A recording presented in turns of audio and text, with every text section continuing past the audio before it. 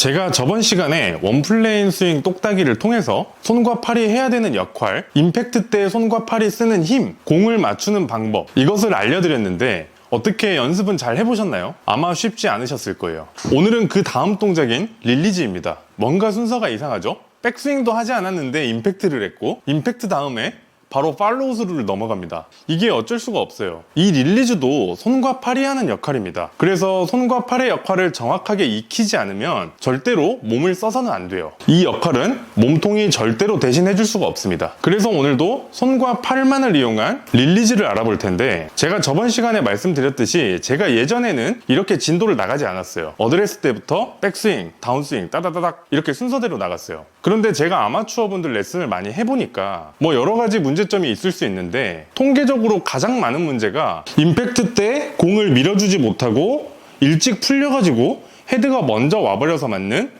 스쿠핑, 그리고 치킨윙, 이 두 가지가 가장 많았어요. 이거 두 개면 뭐 게임 끝이죠. 정타가 안 나오니까 비거리 당연히 안 나가고, 헤드가 일찍 풀려 맞으니까 방향성 좋을 수가 없고, 그래서 이 손과 팔의 역할로 임팩트 하는 법, 릴리즈 하는 법, 이것이 그만큼 중요하기 때문에 이것을 먼저 만들어 놓는다면 스쿠핑과 치킨윙으로 문제될 일이 평생 동안 없습니다. 제가 저번 시간에 알려드렸던 원플레인 임팩트 방법이 손등이 바닥을 바라보게 보잉을 만들어주고, 내가 밀고 갈 수 있는 최대한 낮고 길게 공을 밀어서 맞추는 연습을 하라고 했습니다.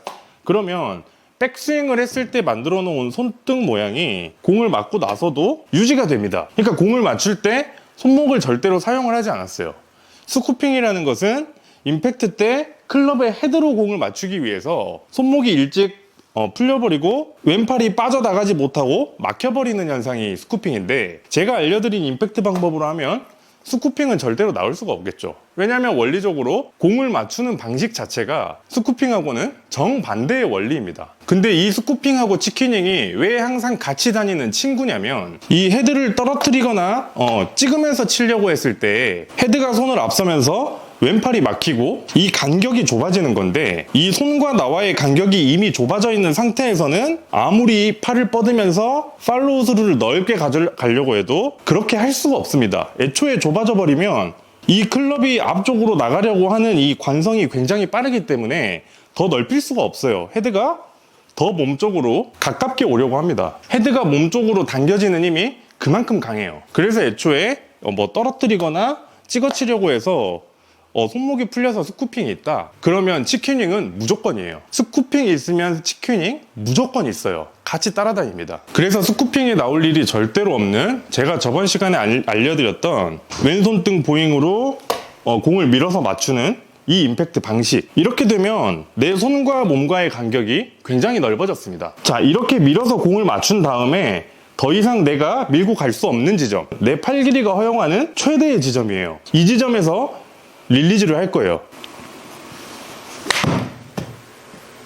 그렇다면 내가 이미 간격을 넓게 만들어 놨기 때문에 여기에서 릴리즈를 한다면 왼팔이 몸쪽에 붙거나 당겨지는 치킨윙은 나올 수가 없습니다. 치킨윙이라고 하면 몸쪽으로 당기는 힘이죠. 나는 공을 밀어쳤기 때문에 당기는 힘에 정반대의 힘이에요. 그래서 치킨윙이 나올 수가 없습니다. 릴리즈를 하는 방식은 제가 너무 여러 번 설명을 드렸기 때문에 저를 오랫동안 구독하신 분들은 조금 지겨울 수 있습니다. 하지만 복습한다고 생각하고 한 번 더 공부를 해보죠. 손등 보잉으로 내가 밀고 갈 수 있는 최대 지점까지 밀어놨어요. 이 지점에서 내 팔꿈치는 지금 하늘을 보고 있습니다. 이 팔꿈치를 바닥이 바라보게 왼팔을 꺾어줍니다. 그리고 엄지손가락은 하늘을 바라보게 수직으로 꺾어줍니다.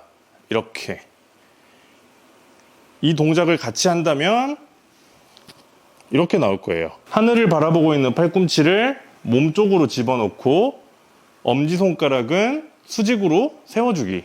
이 동작이 조금 어렵습니다.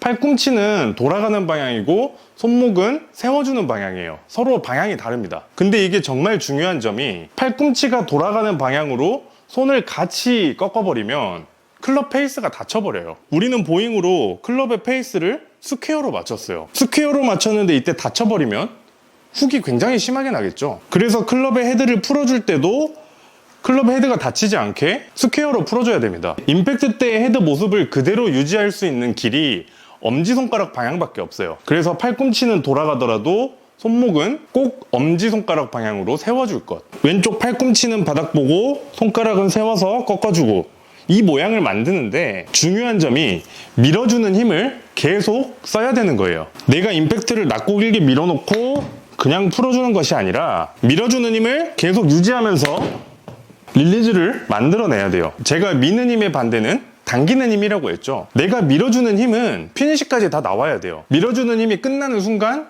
그 힘은 당기는 힘으로 바뀝니다. 이 릴리즈 역시 피니시 때까지 끊김없이 계속 밀어주는 힘을 쓰기 위해서 하는 동작입니다.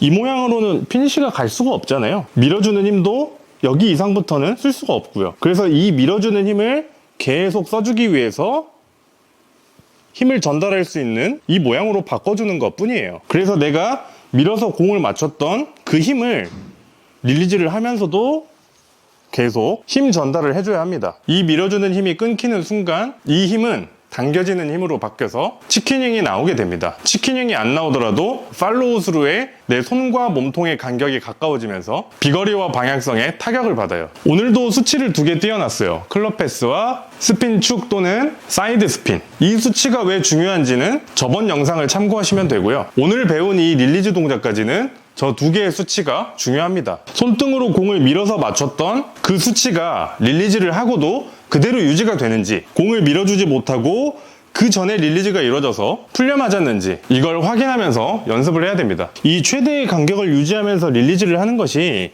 어렵습니다. 그래서 나는 이걸 해봤는데 잘 안 된다 싶을 때는 그런 분들은 그냥